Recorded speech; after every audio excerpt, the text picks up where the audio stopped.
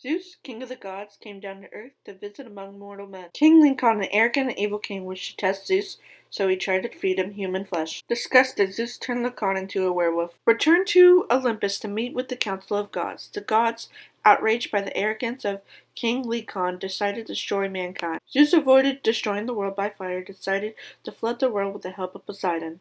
The only survivors were Deucalion and his wife Pyrrha, who floated on a chest for 9 days and nights. Alone in the world, Deucalion and Pyrrha were told by the oracle to throw stones behind their shoulders. The rocks Deucalion threw behind him became men, while the ones Pyrrha threw behind her became women.